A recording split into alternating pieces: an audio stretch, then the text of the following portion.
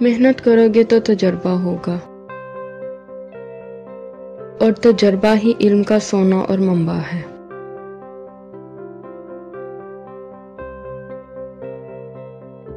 موجودہ دور میں ہمارا بنیادی نعرہ پوری قوم کے ذریعے ہم آگے جنگ مزاحمت ہے۔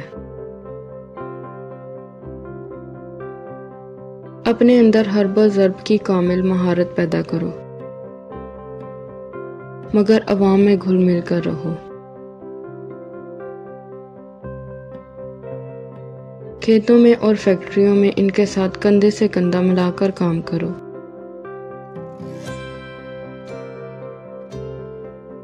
جو کام مرد کر سکتے ہیں وہ عورتیں بھی کر سکتی ہیں۔ سپاہیانہ فنون سیکھو اور مادر وطن کے دفاع کے لیے عوامی فوج سے مل کر سینہ سپر رہو۔ کسی بھی معاملے میں اور کسی بھی ضرورت میں دوسروں کے محتاج اور دست نگر نہ بنو۔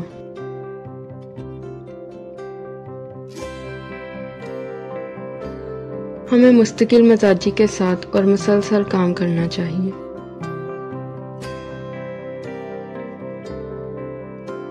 اگر اچھی قیادت اور مناسب حکمت عملی موجود ہو تو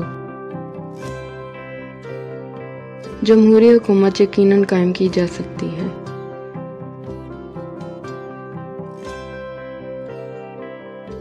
کسی بھی سطح کی پارٹی تنظیم کو مسائل حل کرنے کے لیے لاپرواہی سے فیصلے نہیں کرنے چاہیے۔ ایک مرتبہ فیصلہ کر لیا جائے تو اس پر ثابت قدمی کے ساتھ عمل کرنا چاہیے۔ عوام کے مفادات میں اگر ہم صحیح بات پر ثابت قدمی سے عمل کریں تو ہماری صفیں یقیناً پھلیں پھولیں گی۔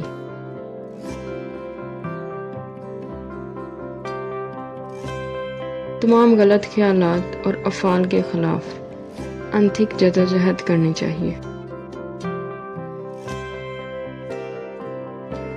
جہاں کہیں جدوجہد ہوتی ہے وہاں قربانی ہوتی ہے، اور موت ایک عام بات ہوتی ہے۔ لیکن ہمارے دل میں عوام کے مفادات ہیں اور ان کی بھاری اکثریت کا دکھ درد ہے، اور جب ہم عوام کی خاطر جان دیتے ہیں تو یہ موت قابل قدر ہوتی ہے۔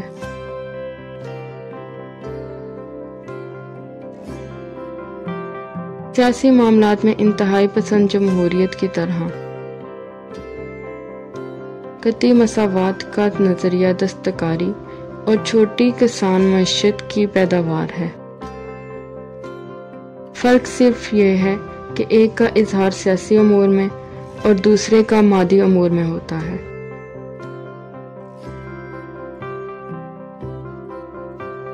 یہ بات یاد رکھیں کہ ہر کام کا ایک نتیجہ ہوتا ہے۔ نتیجہ نہ ہو تو کام لا حاصل، اس پر لگنے والی محنت اور وقت بے سود۔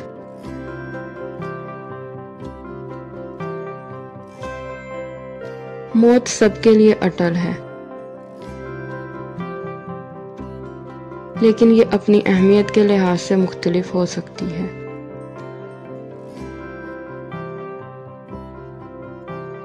کسی شخص کے لیے تھوڑا سا اچھا کام کر لینا مشکل نہیں ہوتا۔ جو چیز مشکل ہوتی ہے وہ ہے تمام عمر اچھے کام کرتے رہنا۔ یک طرفہ فیصلہ صادر کرنے اور تنقید کو گھٹیا سطح پر لانے سے احتراز کریں۔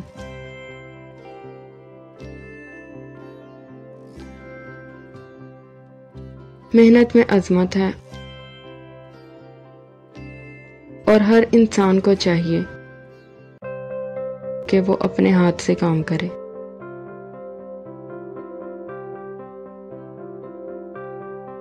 مشکل کے وقت ہمیں اپنی کامیابیوں کو نظر انداز نہیں کرنا چاہیے۔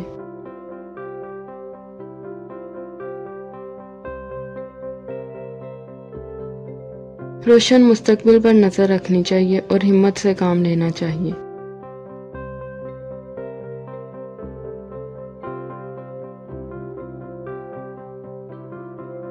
آزاد خیالی انقلابی اجتماعی تنظیم کے لیے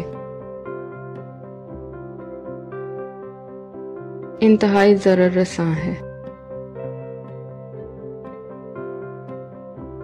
یہ ایک ایسا گن ہے جو اتحاد کو کھا جاتا ہے، یہ گانگت کو نقصان پہنچاتا ہے، کام میں سستی کا باعث بنتا ہے اور تو فرقہ پھیلاتا ہے۔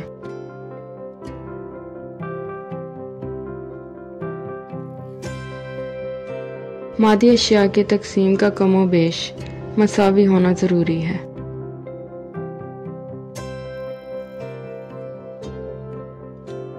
جس طرح ہمارا ملک اور قوم امن و ایمان کے حاجت مند ہیں، اسی طرح ساری دنیا صلح صفائی کی طالب ہے۔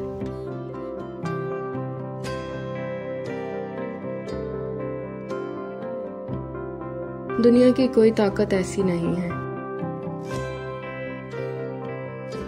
جو کسی قوم کو زندگی کے حق سے محروم کر سکے۔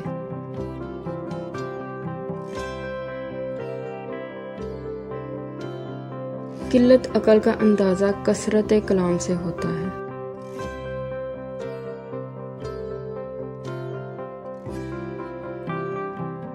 زندگی میں 3 چیزیں نہایت سخت ہیں: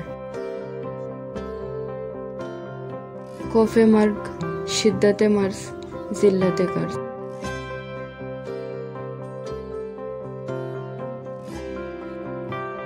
خود غرضی خواہ کسی فرد میں ہو یا قوم میں، بہرحال اور بہر صورت قابل نفرین ہے۔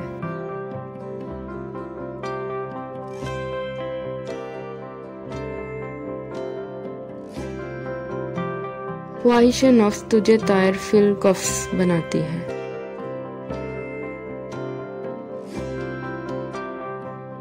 اس کو مٹا کر حقیقی آزادی کا لطف اٹھا۔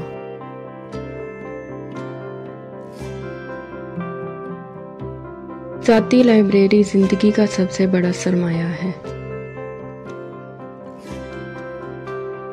اور دماغی لائبریری بے بہا نعمت۔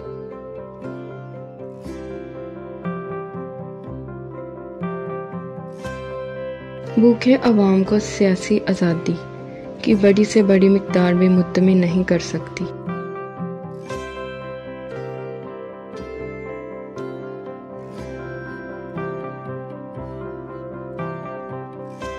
جو شخص تادیب دنیا سے راہ ثواب اختیار نہ کرے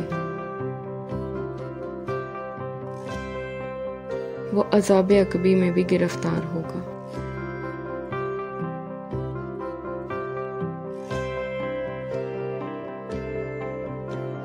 کشور کشائی اور جہانگیری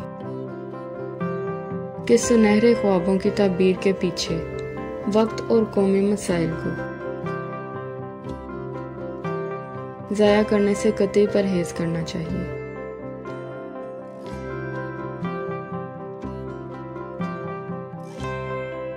تمام قوموں اور تمام اشخاص کو انصاف اور انسانیت کی بارگاہ میں مشترکہ حقوق حاصل ہیں۔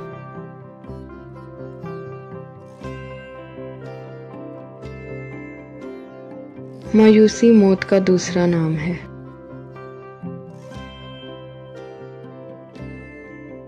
معقولیت سے کام لیجئے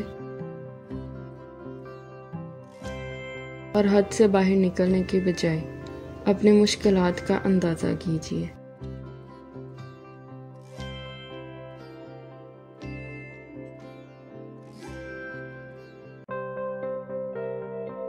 وہ غلام جو نہ صرف اپنی آزادی کی کوششوں سے جان چراتا ہے بلکہ اپنی غلامی کا جواز پیش کرتا ہے اور اسے خوبصورت جامہ پہنا کر پیش کرتا ہے۔ ایسا غلام پاجی، کمینہ اور سفلا شخص ہے۔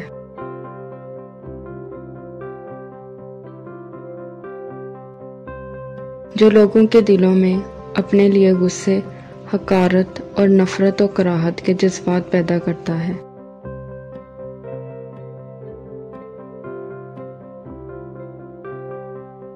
جنگ میں لاکھوں آدمی مارے جاتے ہیں، ہم خاموش تماشائی بنے رہتے ہیں۔ ویسے کبھی کبھی کوئی قتل ہو جاتا ہے تو ہم پریشان ہو جاتے ہیں۔ اس لیے جنگ صرف استحصال کے خاتمہ اور سامراجیت کو فنا کرنے کے لیے لڑی جاتی ہے۔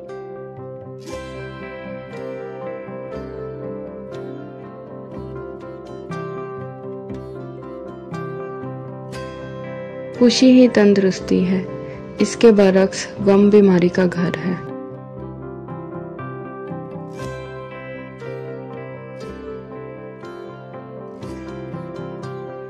جہاں تک ہو سکے محال طلب نہ بن۔